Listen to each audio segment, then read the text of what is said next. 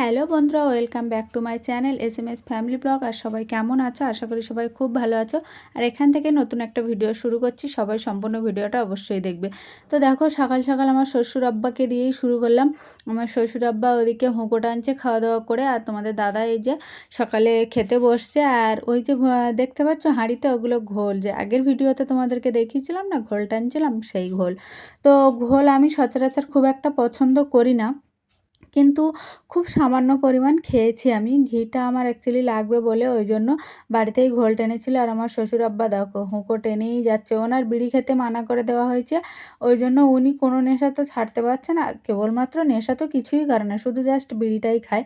কিন্তু ওইটা খাওয়া মানা করে দিয়েছি আমরা বেশি, ওই জন্য উনি হুঁকো টানছে।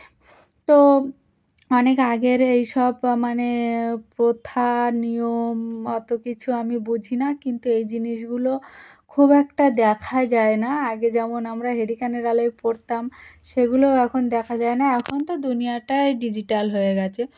তো আমরা একটু সমস্ত কাজবাজ গুছিয়ে একটু যাব বাঁশবাগানে। বাঁশবাগানে বলতে বাঁশ কাটতে যাবো আমরা আর কি। এই যে দেখো আমরা চলে এসেছি, আর আমরা নেব একটু কঞ্চি নেব আর বাঁশ নেব, যেহেতু আমাদের যে নতুন রান্নাঘরটা বানানো হয়েছে না, ওই রান্নাঘরের পিছনে একটা গোয়াল ঘর বানানো হয়েছে। সেই গোয়াল ঘরটার একটু বেড়া টেড়া দেওয়ার জন্য এইটা আমাদের লাগবে। ওই জন্য তোমাদের দাদা দেখো, আর সাইডে না ছোট ছোট কচি কচি বাঁশ, মানে বাঁশ সবে হয়েছে তো, আর পুরনো বাঁশগুলো না ভেতরে বের করা খুব মুশকিল। তো আমার ছেলে তো বাড়িতে থাকলো না, বললাম তো ঠাকুমা আছে বাড়িতে, তুই থাকতে লাগ। না আমি থাকবো না, আমি তোমাদের সাথে যাব। আর কি গরম, কি রোদ, কি বলবো তোমাদেরকে। তো তোমাদের দাদা যেগুলো নেওয়ার সেইগুলো একটু ওই বেছে বেছে কেটে কেটে নিচ্ছে। তো চলো ভিডিওটা দেখতে থাকো। তো বন্ধুরা, আপাতত কিছুটা গুছিয়ে নিয়েছি, মানে ছোট ছোট কঞ্চিগুলো আলাদা করে নিয়ে নিয়েছি। আর ওখানে যে বাঁশটা তোমাদের দাদা ধরে রেখেছে ওইটা কাটতে হবে, কিন্তু কি করে কাটবো। আর তার থেকে বড় কথা, মানে সাইডে বড় বাঁশ কিছু পাচ্ছি না, মানে বাঁশ বাগানে এসে জীবন বেরিয়ে যাচ্ছে বাঁশ কেটে টেনে বার করতে করতে। মানে একটু যে পোক্ত বাঁশ নেব সেটাও ভালোভাবে পাচ্ছি না, ওই জন্য। আর এটা হচ্ছে আমার এক ভাসুরের বাড়ি, ওনাদের এই বাঁশঝাড়টা অনেক দিনের, কিন্তু আমাদের টুকটাক যেটুকু লাগে এনাদের বাড়ির থেকে নিয়ে যাওয়া হয়, যেহেতু আমাদের বাড়ি বাঁশবাগান নেই তো ওই জন্য।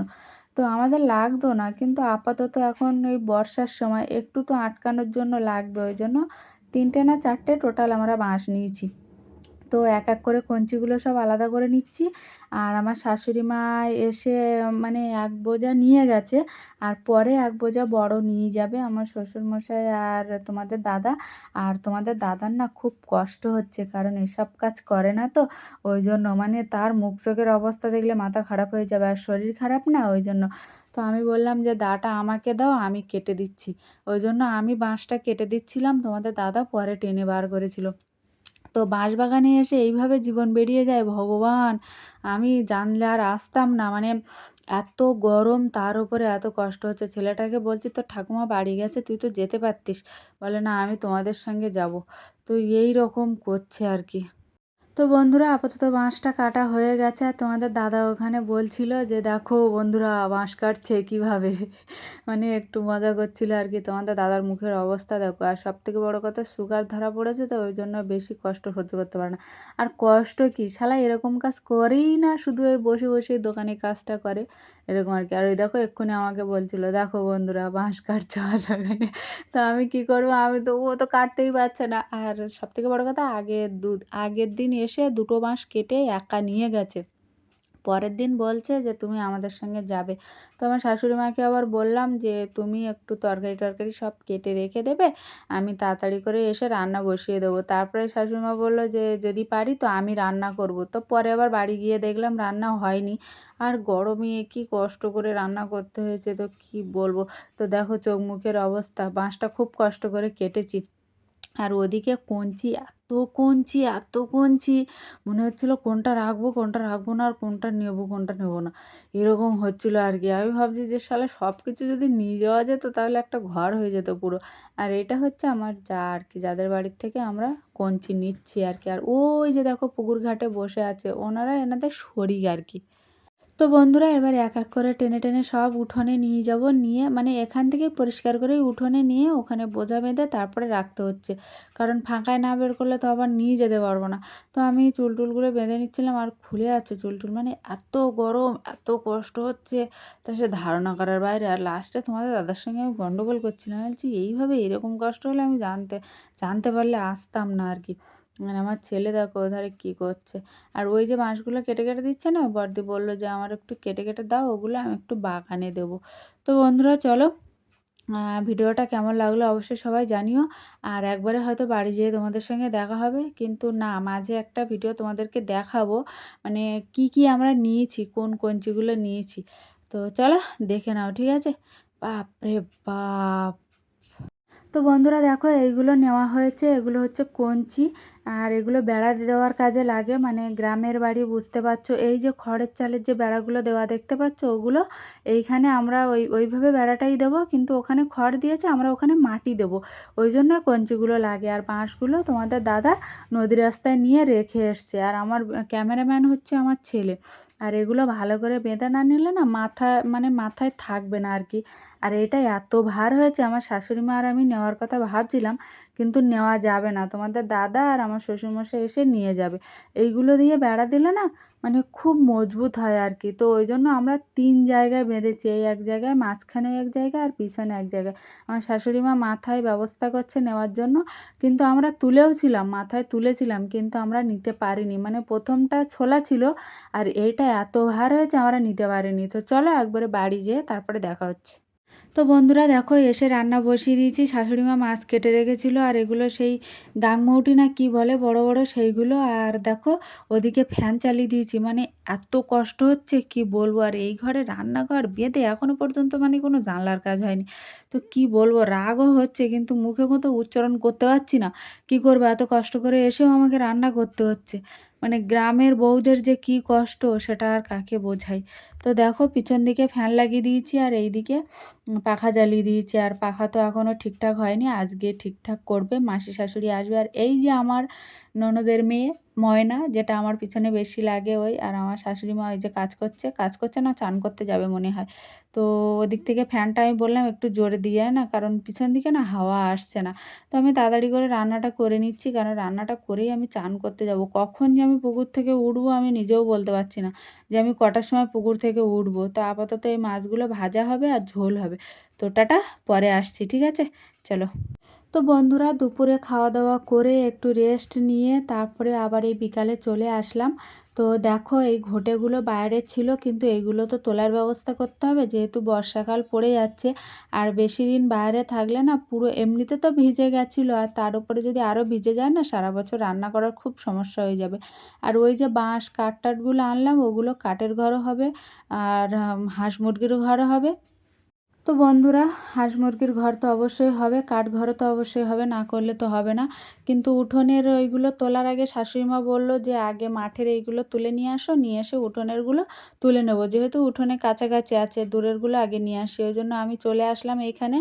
আর এইগুলো না অনেক আগের ঘুঁটে, সব ভিজে গেছে, আর কি অবস্থা। তো আমি শাশুড়িমাকে বলছিলাম যে এইগুলো বাগানে দিলে তো ভালো হয়, এ নিয়েও বা কী করবে।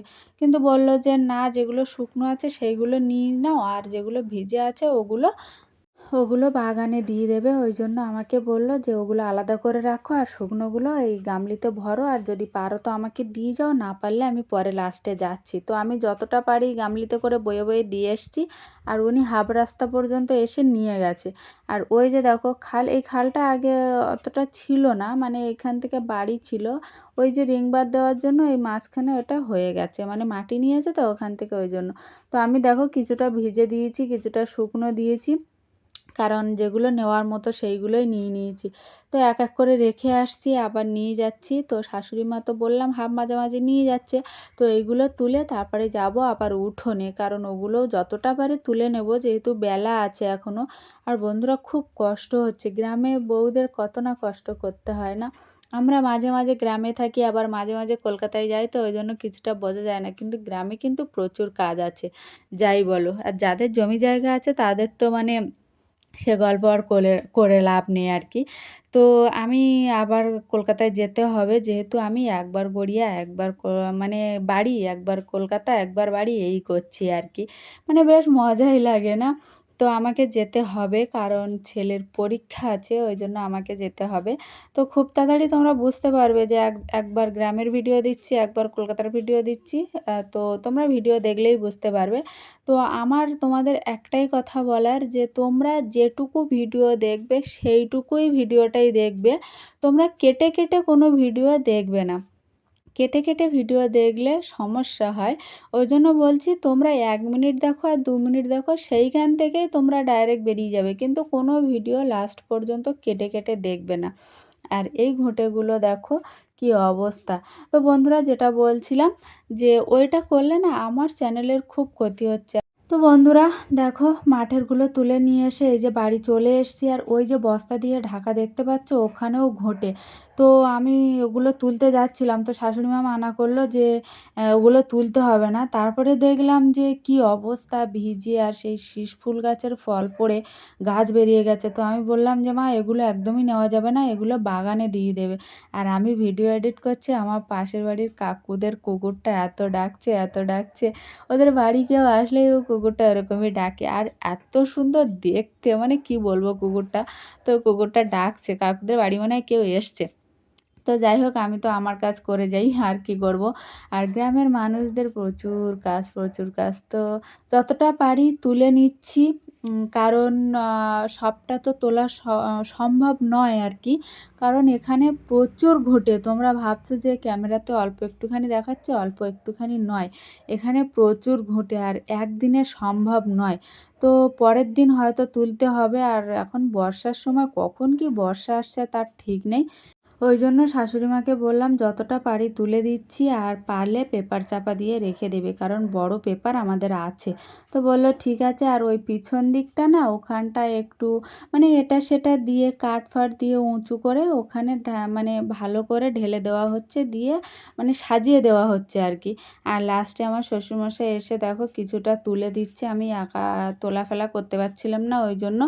আর এদিকে এখন কিন্তু ক্যামেরা করে দিচ্ছে তোমাদের দাদা। আর ওদিকে শাশুড়ি মা ওই যে সাজাচ্ছিল, আর আমিও সাজিয়ে দিচ্ছিলাম। আর এইভাবেই সাজানো হচ্ছে, কারণ রাখার জায়গা নেই গো, কোথায় রাখবো, সেরকম ঘর তৈরি হয়নি। তো বন্ধুরা, ভিডিওটা কেমন লাগলো অবশ্যই জানিও, আর এই পর্যন্তই রাখছি। সবাই সম্পূর্ণ ভিডিওটা অবশ্যই দেখবে। দেখা হবে নতুন ভিডিওতে। টাটা সবাইকে, সবাই ভালো থেকো, সুস্থ থেকো, আর যারা নতুন সবাই একটা সাবস্ক্রাইব করে দিও। তো বন্ধুরা, টাটা, গুড ডে, সবাইকে ভালো থেকো।